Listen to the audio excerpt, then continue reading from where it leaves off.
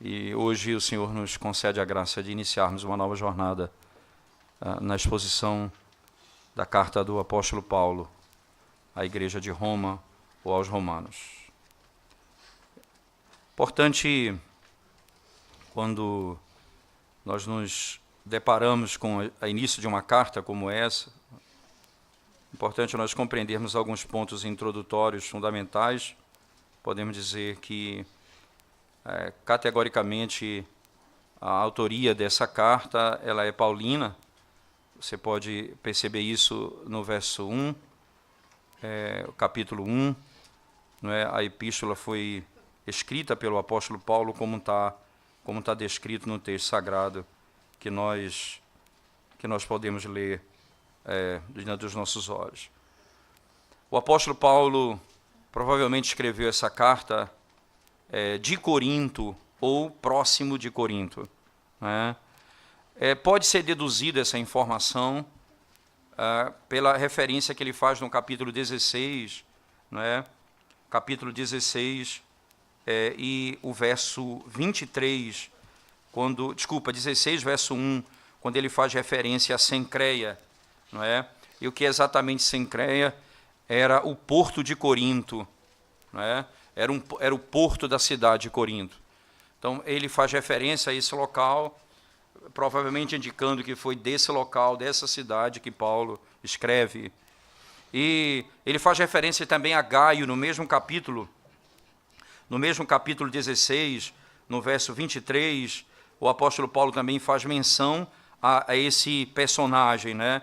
Que também é mencionado como um membro da igreja de Corinto. Se você for ver lá na primeira carta de Paulo aos Coríntios, primeira carta dele aos Coríntios, capítulo 1, verso 14, ele faz menção desse personagem, e ele era tido como membro da igreja de Corinto. Outra é a referência a Erastus, né, que está lá em Romanos 16, 23 também. E é consistente com aquilo com a conexão que é feita em 2 Timóteo 4, verso 20, que os coríntios fazem exatamente essa relação. Então, tanto Erasto quanto Gaio e a localidade, o porto de Cencreia, onde Paulo se encontrava, não é? Provavelmente indicando o lugar onde ele escreveu essa carta. Paulo estava na Grécia, provavelmente na Grande Corinto, podemos dizer assim, e esteve lá por 3 meses.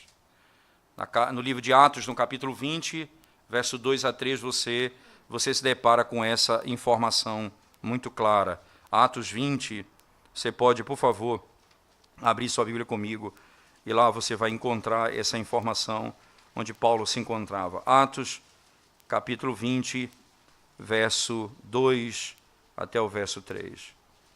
Diz assim a palavra de Deus: havendo atravessado aquelas terras, fortalecendo os discípulos com muitas exortações, dirigiu-se para a Grécia, onde se demorou três meses, tendo havido uma conspiração por parte dos judeus contra ele, quando estava para embarcar rumo à Síria, determinou então voltar para a Macedônia. Ele passou ali 3 meses naquela região. Ele estava indo para Jerusalém, não é? E ele estava indo para poder exatamente com uma coleta que havia sido feita, não é, pelas igrejas gentílicas para os santos que estavam em Jerusalém. E é interessante isso. Ele estava levando uma oferta que as igrejas gentílicas estavam entregando para os irmãos em Jerusalém. E Paulo viu esses dons, ou mesmo, não só isso, mas a disposição deles em conceder o que eles tinham como algo extremamente importante.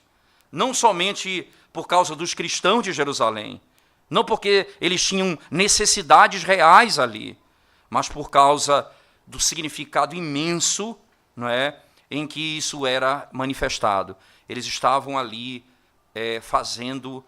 unificando a relação entre judeus e gentios.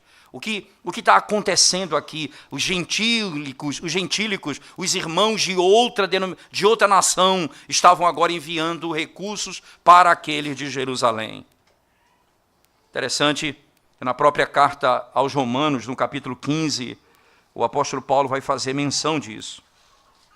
Romanos capítulo 15, por favor, verso 23 ao verso 28. Ele diz assim: mas agora, não tendo já campo de atividade nessas regiões, e desejando há muito visitar-vos, penso em fazê-lo quando em viagem para a Espanha, pois espero que de passagem estarei convosco e que para lá seja por vós encaminhado, depois de haver primeiro desfrutado um pouco a vossa companhia. Mas agora estou de partida para Jerusalém, a serviço dos santos, porque aprouve a Macedônia e a Acaia levantar uma coleta em benefício dos pobres dentre os santos que vivem em Jerusalém. Isto lhes pareceu bem e mesmo lhes são devedores, porque se os gentios têm sido participantes dos valores espirituais dos judeus, devem também servi-los com bens materiais. Tendo, pois, concluído isto, e havendo-lhes consignado este fruto, passando por vós, irei à Espanha. Paulo reconhece o valor dessas ofertas que estavam sendo levadas. É um reconhecimento dessa união entre gentios e judeus que tinha sido operado por Cristo. Quando isso aconteceu? Provavelmente entre os anos 57 e 58 depois de Cristo. A data aproximada para o escrito da carta aos Romanos. Paulo é o autor, provavelmente foi escrito na região de Corinto, e ele está aqui sedimentando um conceito muito claro: a união entre judeus e gentios. E essa união, Paulo vai mostrar com tanta clareza na carta, que hoje eu não me proponho iniciar a exposição de um verso específico. Eu gostaria de tentar mostrar para vocês o todo da carta, para que se entenda o caminho que nós percorreremos. Ao início, o meio e o fim, e nós poderemos então compreender o todo da carta. Então, quando começarmos a tratar dos versos, nós saberemos para onde nós estamos caminhando. Entende? É um aspecto importante que a carta de Paulo aos Romanos tem. Paulo não conhecia a igreja, isso é uma coisa fundamental. E provavelmente essa igreja foi formada por aqueles irmãos que, quando saíram depois do Pentecostes, em Atos 2, e foram espalhados pelo mundo, provavelmente eles testemunharam do Evangelho de Cristo. E lá surgiu uma igreja em Roma. Paulo desejava visitar aqueles irmãos e estar com eles. No capítulo 1 do livro de Atos, de Romanos, verso 1 e em diante, acompanhe o texto comigo. Paulo, servo de Jesus Cristo, chamado para ser apóstolo, separado para o Evangelho de Deus, o qual foi por Deus outrora prometido por intermédio dos seus profetas nas Sagradas Escrituras.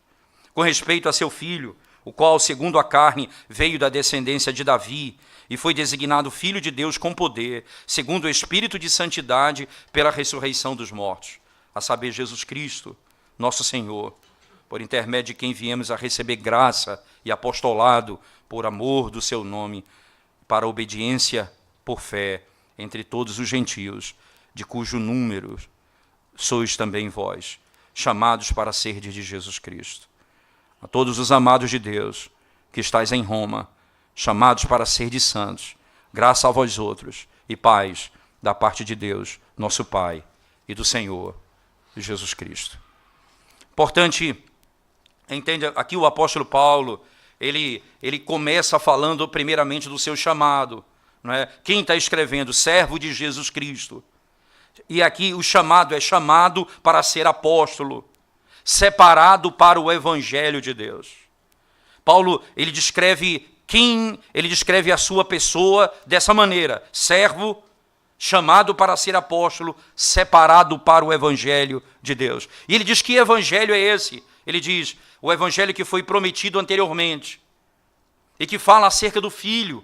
E o verso 3 ele vai dizer declaradamente, com respeito a seu Filho. Então, esse Cristo que é Deus, e que também é homem, segundo a carne, veio da descendência de Davi. Ele mostra que esse Cristo, quem ele prega, ele é verdadeiro Deus e verdadeiro homem. E diz mais: esse Cristo que ele prega, que o chamou para o apostolado, ressuscitou dentre os mortos. e no poder do Espírito que veio em Pentecostes, ele agora é declarado Filho de Deus com poder. Agora ele é anunciado com poder, Filho de Deus. E é importante entender por que Paulo começa destacando a obra do Evangelho de Cristo, do Evangelho de Deus, na pessoa de Jesus Cristo, proclamado anteriormente pelos profetas, como diz o verso 2 do capítulo 1 da carta de Paulo aos Romanos. A importância, porque ele vai assim concluir também a carta. Veja, se você for comigo lá para o texto de Romanos, no capítulo 16, na doxologia, por favor, acompanhe comigo. Verso 25 em diante, ele diz: Ora, aquele que é poderoso para vos confirmar, segundo o meu evangelho e a pregação de Jesus Cristo, conforme a revelação do mistério guardado em silêncio nos tempos eternos, e que agora se tornou manifesto e foi dado a conhecer por meio das escrituras proféticas, segundo o mandamento do Deus eterno, para a obediência por fé. Veja, a mesma linguagem utilizada no início é repetida, para a obediência por fé. O evangelho que estava oculto e que foi agora revelado entre todas as nações. Ao Deus único e sábio seja dada a glória, por meio de Jesus Cristo, pelos séculos dos séculos. Amém. O apóstolo Paulo começa e termina a sua carta da mesma forma. Isso nós podemos chamar de um envelope, não é? Isso dentro da exegese, e nós chamamos isso de inclusio, que é um tipo de estrutura de um envelope, quando dois conteúdos são colocados em extremos para dizer que todo o conteúdo do livro está impresso nos limites dele, e você fecha o envelope e o conteúdo está posto. Qual o conteúdo? O Evangelho de Deus, segundo a pessoa de Cristo, para a salvação de todas as nações. Esse é o tema do Evangelho da carta de Paulo aos Romanos. Mas por que é tão importante esse tema? Porque Deus criou o homem, e é importante nós entendermos isso. É interessante que o apóstolo Paulo ele vai começar, e aqui o tema vai ficando cada vez mais claro no decorrer do texto, é que a glória de Deus foi roubada e ela vai ser restaurada pela pessoa de Cristo. Deus criou o homem e eles não adoraram a Deus, não glorificaram a Deus, glorificaram a criatura no lugar do Criador. É interessante porque o apóstolo Paulo, ele não começa falando de Adão. Isso é interessante porque ele vai falar de Adão no capítulo 5. Quando ele for tratar das relações entre o primeiro Adão e o segundo Adão, entre Cristo e o Adão que estava no Éden. Ele diz: por meio de um homem entrou o pecado. Percebe que tem um caráter histórico, e por meio de um homem entrou a salvação. O apóstolo Paulo ele resgata a história lá para a sua origem, lá no Éden, por meio de um só homem. Romanos 5, verso 12, entrou o pecado, e pelo pecado a morte, e a morte passou a todos, porque todos pecaram. Mas o apóstolo Paulo começa o capítulo 1 descrevendo a glória do Evangelho, mas ele imediatamente destaca a primeira seção dos povos. Capítulo 1, ele vai falar dos gentios. Capítulo 2, ele vai falar dos judeus. E é interessante nós pensarmos por que a glória de Deus que era para ser manifestada foi roubada. E não há nada mais claro contra a glória de Deus do que a idolatria. Se tem uma maneira de se roubar a glória de Deus, é por meio da idolatria. Se você vai abrir sua Bíblia comigo, mais uma vez, por favor, na carta do apóstolo Paulo aos Romanos, abra sua Bíblia no capítulo 1, volte comigo, por favor. Vamos ver esse tema sendo desenvolvido em toda a Escritura Sagrada, a partir do verso 18, diz assim o texto. A ira de Deus se revela do céu contra toda impiedade e perversão dos homens, que detêm a verdade pela injustiça, porquanto o que de Deus se pode conhecer é manifesto entre eles, porque Deus lhes manifestou, porque os atributos invisíveis de Deus, assim o seu eterno poder, como também a sua própria divindade, claramente se reconhecem desde o princípio do mundo, sendo percebidos por meio das coisas que foram criadas. Tais homens são por isso indesculpáveis. Porquanto, e aqui vem o detalhe, porquanto tendo conhecimento de Deus, não o glorificaram como Deus, nem lhe deram graças. Antes se tornaram nulos em seus próprios raciocínios, obscurecendo-lhes o coração insensato. Inculcando-se por sábios, tornaram-se loucos e mudaram a glória do Deus incorruptível em semelhança da imagem do homem corruptível, bem como de aves, quadrúpedes e répteis. Por isso Deus entregou tais homens à imundícia pelas concupiscências do seu próprio coração, para desonrarem o seu corpo entre si, pois eles mudaram a verdade de Deus em mentira, adorando e servindo a criatura em lugar do Criador, o qual é bendito eternamente. Amém. Eles não glorificaram a Deus. Qual o fim principal do homem? Glorificar a Deus e gozá-lo para sempre. A primeira pergunta é a mais conhecida do breve catecismo. Por que Deus está repreendendo esses homens? Porque eles foram criados para glorificar a Deus, e eles não glorificaram a Deus. Eles deram glória à criatura e não ao Criador. Consequentemente, Deus encerra todos no pecado. Todos os gentios estão encerrados no pecado, e não há como fugir disso.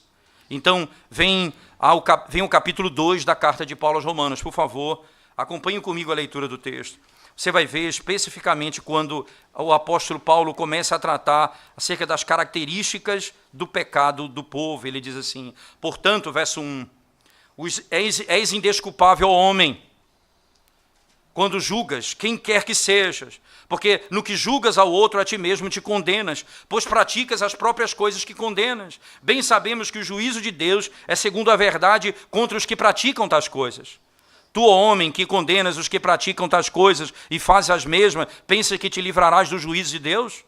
Ou desprezas a riqueza da sua bondade, tolerância e longanimidade, ignorando que a bondade de Deus é que te conduz ao arrependimento? Mas segundo a tua dureza e o coração impenitente, acumulas contra ti mesmo ira para o dia da ira e da revelação do justo juízo de Deus, que retribuirá cada um segundo o seu procedimento. Veja o verso 12. Assim, pois, todos pecaram, sem lei, também sem lei perecerão. Agora veja, por favor, verso 9 e verso 10. Tribulação e angústia virão sobre a alma de qualquer homem que faz o mal. Veja o detalhe, qualquer homem. E aqui para mostrar que não há acepção entre os judeus e os gentios. Qualquer homem que faz o mal, ao judeu primeiro e também ao grego. Interessante, quando ele vai falar do evangelho que salva, ele diz primeiro ao judeu, depois ao grego. E ele diz também com respeito à condenação, primeiro ao judeu, depois ao grego. Glória, porém, e honra e paz a todo aquele que pratica o bem, ao judeu primeiro e também ao grego. Porque para com Deus não há acepção de pessoas. Essa expressão acepção de pessoas, muitas vezes ela é compreendida num contexto mais distante do que o contexto nos ensina. A acepção é, Deus não salva apenas uma nação, não é acepção de indivíduos, ele salva o pai, não salva a mãe, não é esse ponto. Ele não faz acepção de pessoas. Todos os povos, línguas, raças e nações, Deus trará os seus eleitos do meio deles. Ele não faz a acepção de pessoas. Judeus e gentios. Todos pecaram. Não há como fugir disso. Verso 17, então ele diz, se porém tu que tens por sobrenome judeu, e repousas na lei, e te glorias em Deus, que conheces a sua vontade, e aprovas as coisas excelentes, sendo instruído na lei, que estás persuadido de que és guia dos cegos, luz dos que se encontram em trevas, instrutor de ignorantes, mestre de crianças, tendo na lei a forma da sabedoria e da verdade. Tu, pois, que ensinas a outrem, não te ensinas a ti mesmo? Tu que pregas e que não se deve furtar, furtas. Dizes que não se deve cometer adultério e cometes. Abominas os ídolos e lhes roubas os templos. Tu que te glorias na lei, desonras a Deus pela transgressão da lei. Pois como está escrito, o nome de Deus é blasfemado entre os gentios por vossa causa. Veja agora o foco de Paulo. Primeiro, no capítulo 1, os gentios estão todos contaminados pelo pecado. Então, os judeus podiam pensar, nós escapamos, e Paulo está dizendo, vocês estão encerrados no pecado também. E Paulo vai adiante e diz, porque a circuncisão tem valor se praticares a lei. Se és, porém, transgressor da lei, a tua circuncisão já se tornou incircuncisão. É importante entender isso, irmãos. O que Paulo está dizendo aqui é, se todos nós somos pecadores, todos nós somos transgressores da lei, pela lei nós não podemos ser salvos. Então, se o judeu pensa que vai glorificar Deus pela obediência da lei, no sentido de dizer, nós seremos redimidos porque obedecemos à lei, Paulo está dizendo, vocês são instrutores de crianças. Vocês guiam cegos. Vocês não compreendem a verdade. Verso 28 do final do capítulo, ele diz, porque não é judeu quem o é apenas exteriormente, nem a circuncisão aqui é somente na carne, porém judeu é aquele que é interiormente, e circuncisão aqui é do coração, no espírito, não segundo a letra, e cujo louvor não procede dos homens, mas de Deus. E vem a pergunta então no capítulo 3, qual é, pois, a vantagem do judeu, ou qual a utilidade da circuncisão? Para que serve ser judeu? O apóstolo Paulo, então, vai dizer, a partir do verso 9 em diante, por favor. Preste atenção nas palavras do apóstolo Paulo. Verso 9 em diante. Que se conclui, temos nós qualquer vantagem, referindo-se aos judeus? Não, de forma nenhuma. Pois já temos demonstrado que todos, tanto judeus como gregos, estão debaixo do pecado. Você entende? O argumento de Paulo, ele está mostrando a unidade entre os judeus e os gentios. E a primeira unidade é, estão todos debaixo do pecado. Nenhum, nem outro poderá ser salvo sem Cristo. Não há esperança para eles.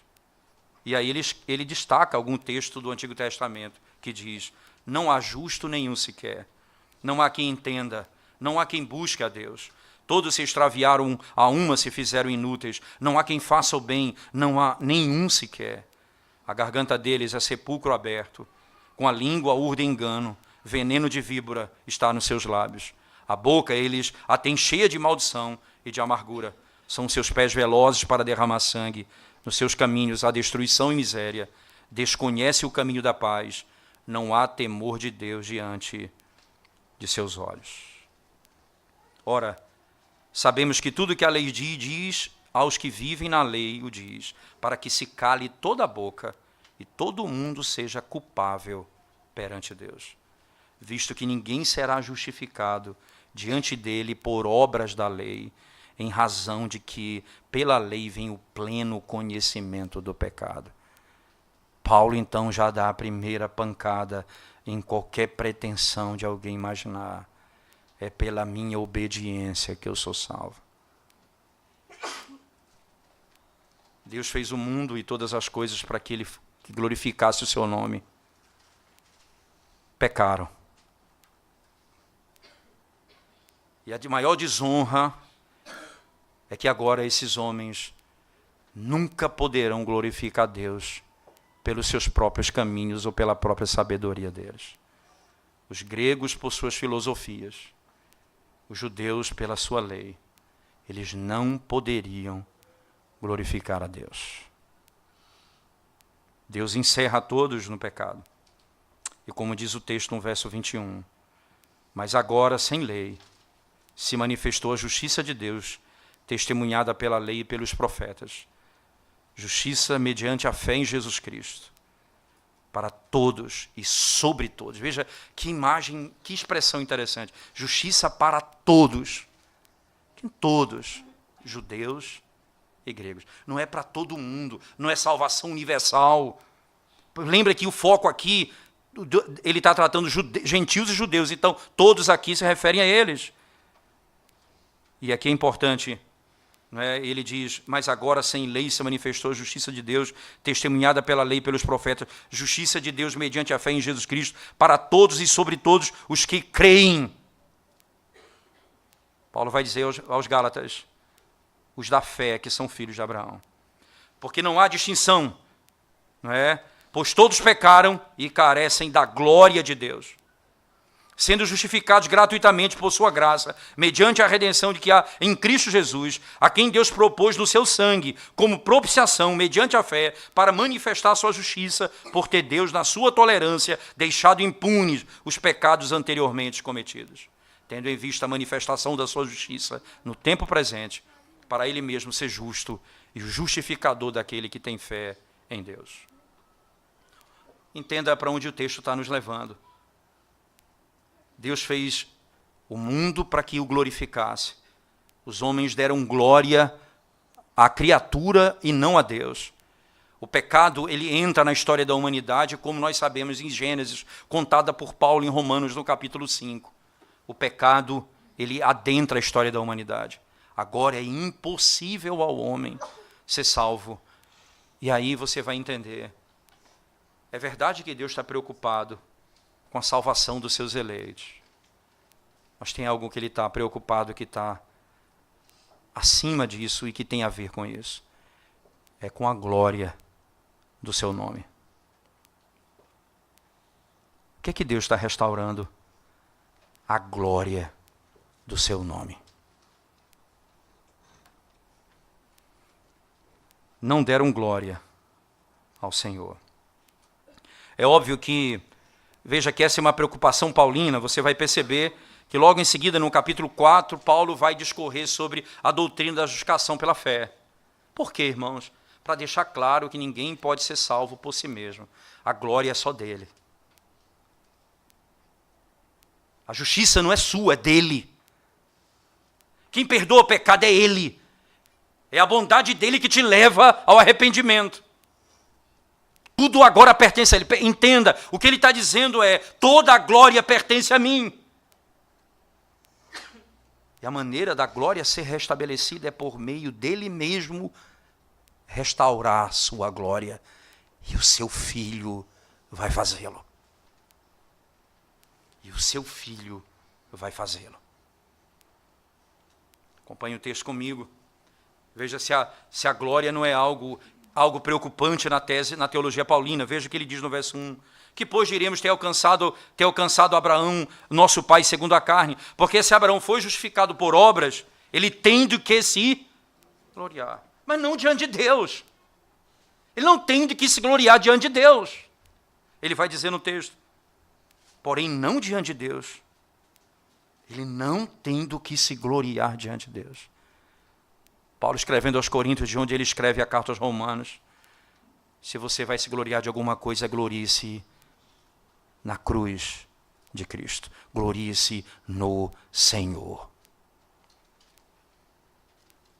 Agora a glória do Senhor é o foco de Romanos. O Senhor está dizendo, vocês não me deram glória. E adoraram a criatura no lugar do Criador. Como você pode ser salvo? Somente pela justificação, pela fé. Justificado pela fé. Se formos justificados pela fé. E é interessante pensar que essa é a glória que vai ser disposta no texto. Porque primeiro a justificação pela fé, e veja o capítulo 4, é muito claro quanto a isso. E no capítulo 5, veja por favor, Paulo continua dizendo, verso 1, justificados, pois, mediante a fé, temos paz com Deus, por meio de nosso Senhor Jesus Cristo, por intermédio de quem obtivemos igualmente acesso pela fé a esta graça na qual estamos firmes, e gloriamo-nos na esperança da glória. Agora, veja, agora nós conseguimos pensar na glória de Deus, onde nós viveremos, entende? A glória será um lugar, um momento onde nós viveremos, mas Deus é glorificado em uma única forma. Se nada for atribuído ao homem, e tudo foi atribuído a ele. A justiça é dele. A fé é dom dele. O poder é dele.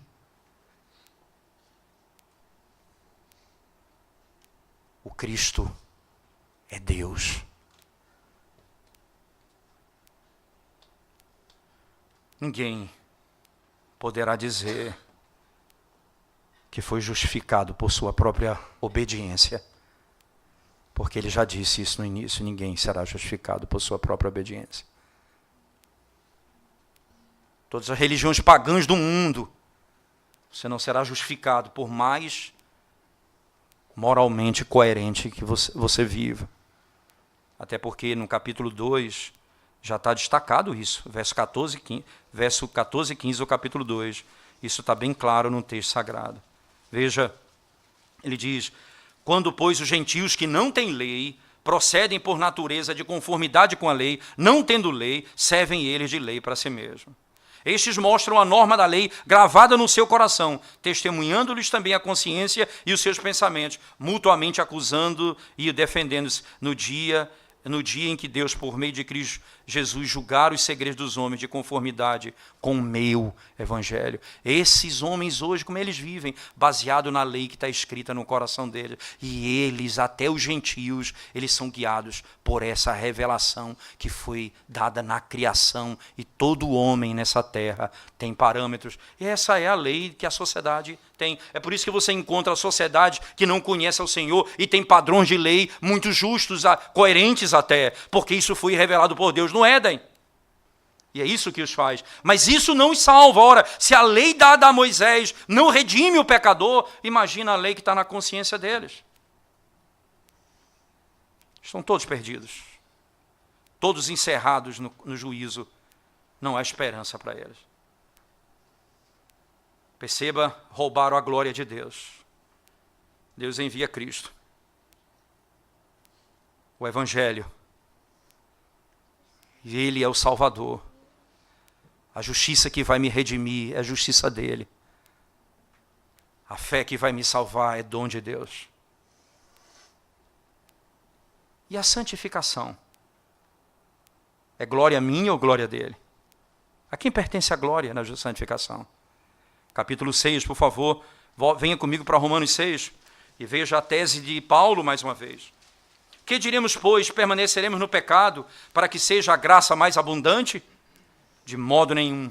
Como viveremos ainda no pecado, nós que para ele morremos? Ou porventura ignorais que todos nós fomos batizados em Cristo Jesus, batizados em Cristo Jesus, fomos batizados na sua morte? Fomos, pois, sepultados com ele na morte pelo batismo, para que, como Cristo foi ressuscitado dentre os mortos, pela glória do Pai, assim também andemos nós em novidade de vida. Perceba, a glória é o tema, porque se fomos unidos com ele na semelhança da sua morte, certamente o seremos também na semelhança da sua ressurreição. E sabendo disto, que foi crucificado com ele o nosso velho homem, para que o corpo do pecado seja destruído, e não sirvamos o pecado como escravos, porquanto quem morreu está justificado do pecado. Ora, se já morremos com Cristo, cremos que também com ele viveremos, sabedores de que, havendo Cristo ressuscitado dentre os mortos, já não morre, a morte já não tem domínio sobre ele, pois quanto ao ter morrido, de uma vez para sempre, morreu para o pecado, mas quanto a viver, vive para Deus. Veja a imagem, nós morremos e ressuscitamos com ele. A vida que nós vivemos não é a nossa vida, é a vida dele. Não é que agora ele está fazendo um arranjo na nossa vida precária, não. Nós morremos e nascemos de novo em Cristo. É tão claro isso, irmãos, que Paulo, escrevendo aos Coríntios, eu queria que você voltasse comigo nesse texto específico, porque de lá Paulo escreve aos Romanos, carta de Paulo aos Coríntios, capítulo 1, por favor. Verso 1 e 2, veja o que Paulo diz. Veja se a nossa santificação não é, obviamente, obra dele, concluída. Paulo, chamado pela vontade de Deus para ser apóstolo de Jesus Cristo, e o irmão Sóstenes, à igreja de Deus que está em Corinto, veja a linguagem, aos santificados em Cristo Jesus, chamados para ser santos. Veja, aos santificados. Ele coloca isso como algo concluído. Santificados em quem? Em Cristo, chamados para sermos santos.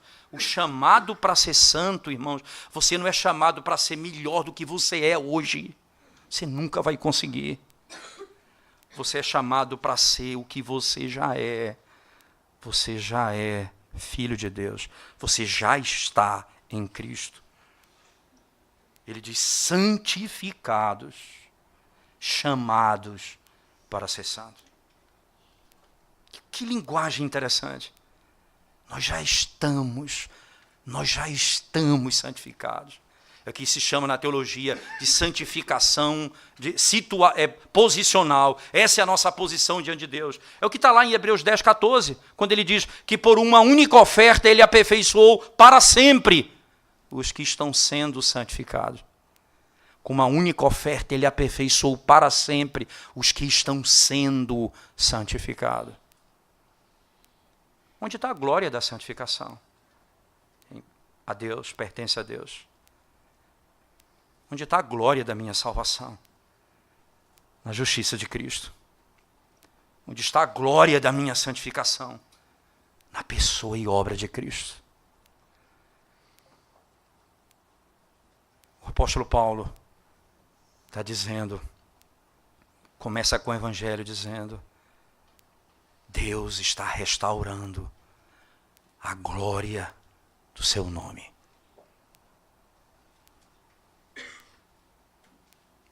Essa é a preocupação central do apóstolo Paulo. A glória central, a glória é essa, exatamente essa, a glória que está posta no texto.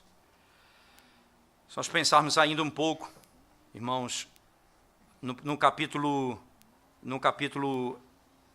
ainda em Romanos, por favor, Romanos no capítulo 6, capítulo 8, verso 18 e 21. Capítulo 8, 18 e 21. Veja o que o apóstolo Paulo diz acerca desse tema. Só um momento, por favor. Romanos 8, 18 a 21. O texto diz assim: porque para mim tenho por certo que os sofrimentos do tempo presente não podem ser comparados com a glória a ser revelada em nós. A ardente expectativa da criação aguarda a revelação dos filhos de Deus, pois a criação está sujeita à vaidade, não voluntariamente, mas por causa daquele que a sujeitou, na esperança de que a própria criação será redimida do cativeiro da corrupção, para a libertação da glória dos filhos de Deus. Não se comparam com a glória que há de se manifestar. Você entende que agora o alvo, o objetivo daqueles que foram salvos pela justiça de Cristo, pela fé, pela graça, é a glória de Deus. Isso está posto lá no capítulo 5, verso 1. Justificados, pois, mediante a fé, temos paz com Deus, por quem nós temos acesso e aguardamos a esperança da glória. Agora, a glória de Deus é o foco daqueles que foram redimidos. E essa é a linguagem importantíssima para nós. Porque essa é a obra, Jesus vai restaurar uma nação para glorificar a Deus. Para exaltar o seu nome. No capítulo 9 da carta de Paulo aos Romanos, verso 4, por favor, e verso 23. 9, 4 e 23, diz assim o texto sagrado. São israelitas, pertence-lhes a adoção e também a glória, as alianças, a legislação, o culto e as promessas. Verso 23, vamos lá, por favor. Quando ele diz assim, a fim de que também desse a conhecer as riquezas da sua glória em vasos de misericórdia, que para a glória preparou de antemão. Perceba como é o foco, claramente, as riquezas da sua glória em vasos de misericórdia.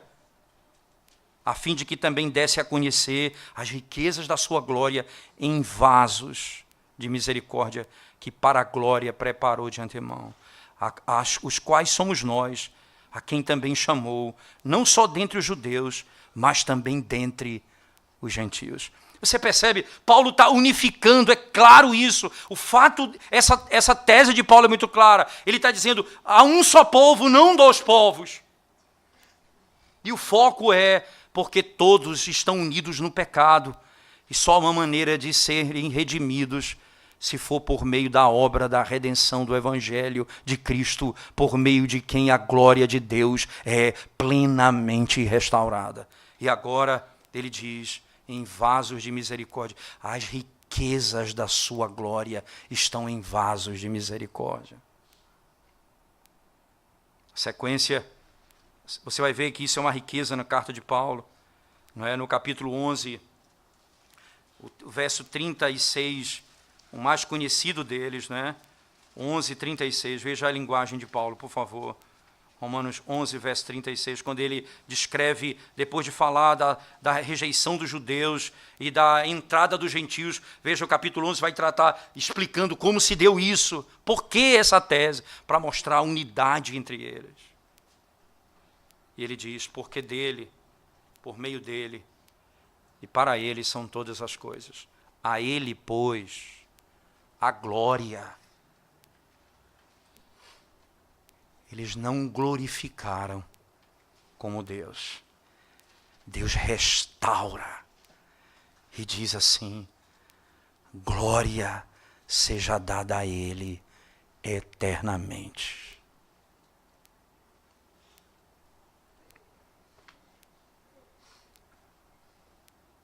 Tendo Cristo restabelecido toda essa estrutura. Capítulo 15, verso 7, por favor. E você sabe que essa é a parte que Paulo vai tratar dos aspectos práticos da igreja, né? Como deve aplicar essa verdade. E veja o que é que ele diz. Portanto, acolhei-vos uns aos outros, como também Cristo nos acolheu para a glória de Deus. Você sabe o que é, irmãos? Paulo está dizendo, tudo o que nós fizermos, aí Paulo vai dizer isso depois, dos Filipenses, seja comer, beber, tudo faça para a glória de Deus. Aqui ele diz, acolhei-vos uns aos outros. E qual a base? Como Cristo também nos acolheu. Para quê, irmãos? Não é para mostrar a bondade do homem, não. É para a glória de Deus.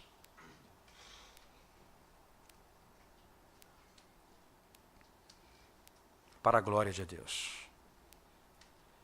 E você vai entender, porque o capítulo 16 encerra com a declaração das mais belas que podemos encontrar.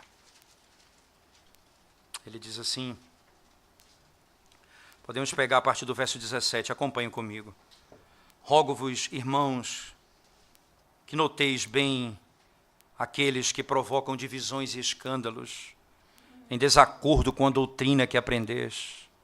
Afastai-vos deles, porque esses tais não servem a Cristo, nosso Senhor, e sim a seu próprio ventre, e com suaves palavras e lisonjas enganam o coração dos incautos.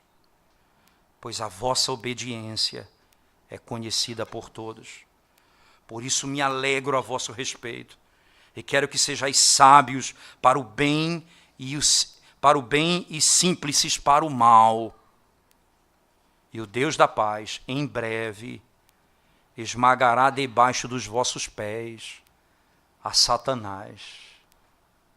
A graça de nosso Senhor Jesus seja convosco. Saúda-vos, Timóteo, meu cooperador, Lúcio, Jason e Sosípatro, meus parentes. Eu, Tércio, que escrevi esta epístola, veja, Tércio aqui é o amanuense, não é? E Paulo fala e ele escreve, eu escrevi esta epístola, eu vos saúdo no Senhor. Saúda-vos Gaio, meu hospedeiro, e de toda a igreja. Saúda-vos Erasto, tesoureiro da cidade, e o irmão Quarto. A graça de nosso Senhor Jesus Cristo seja com todos vós. Ora, aquele que é poderoso para vos confirmar segundo o meu evangelho e a pregação de Jesus Cristo, conforme a revelação do ministério guardado, do mistério guardado em silêncio nos tempos eternos, e que agora se tornou manifesto e foi dado a conhecer por meio das escrituras proféticas, segundo o mandamento do Deus eterno, para a obediência por fé entre todas as nações. E veja o último verso da carta. Ao Deus único e sábio seja dada glória. Por meio de quem? De Jesus Cristo. Pelos séculos dos séculos. Ao Deus único e sábio seja dada glória. Por meio de Jesus Cristo.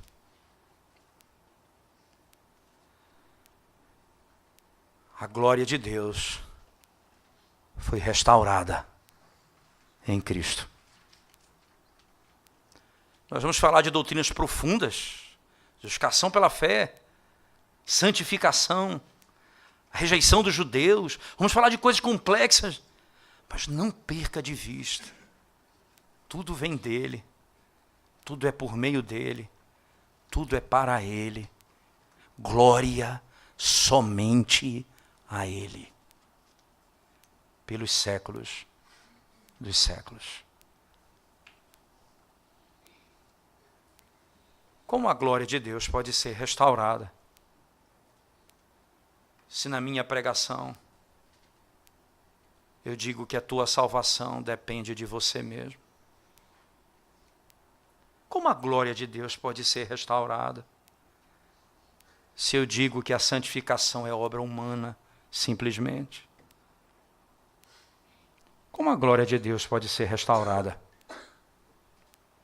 se a fé é obra humana e não dom de Deus? Como a glória de Deus pode ser restaurada se Cristo não for tudo? Se Ele, como diz na carta aos Coríntios, Ele se tornou da parte de Deus para nós justiça, santificação, sabedoria e redenção. Ele é tudo. E agora a glória de Deus é restaurada. E para quê? E como é que nós acolhemos uns aos outros? Como Cristo nos acolheu. Para quê? Para a glória dele. Como nós tratamos uns aos outros? Como Cristo nos trata. Para quê? Para a glória de Deus. Então, qual o sentido da vida? A glória de Deus. E é assim que a carta de Paulo vai nos conduzir aos Romanos. A restauração da glória de Deus. Ora, irmãos, você pode ter um fogo no seu coração para pregar o evangelho aos pecadores. Mas se o teu intuito não é a glória de Deus, você se perdeu no meio do caminho. Agora, o que nós desejamos é ver restaurada no meio da igreja a glória que pertence somente a Deus. E para isso, Jesus Cristo nos foi dado. E nele repousa toda a nossa esperança e salvação. Porque somente nele nós podemos dar glória a Deus. Próximo domingo, se o Senhor nos permitir, iniciaremos pregando as primeiras sessões do capítulo 1, falando sobre o que é o Evangelho. E então, daremos início diretamente aos detalhes da exposição na sequência. Vamos orar ao Senhor mais uma vez. Senhor amado, Deus de toda a glória, a glória pertence ao Senhor. O Senhor não divide a sua glória com o homem, com ninguém.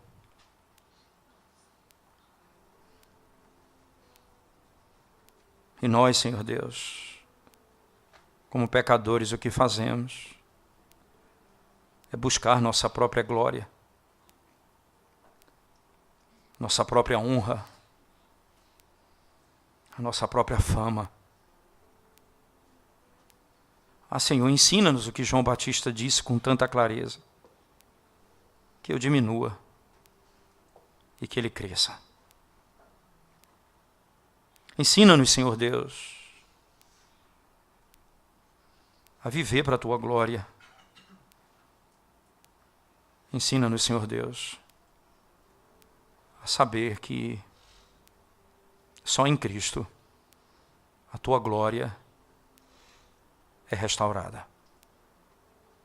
A Ti, Senhor, Senhor nosso e Redentor nosso, a Ti, Criador dos céus e da terra, a Ti, Pai do nosso Senhor Jesus Cristo, a Ti, Deus bondoso, a Ti, nosso Pai, a Ti, Senhor, seja dada a glória pelos séculos dos séculos, de eternidade a eternidade. Usa a nossa vida para a Tua glória, para o louvor do Teu nome. Em nome de Jesus. Amém.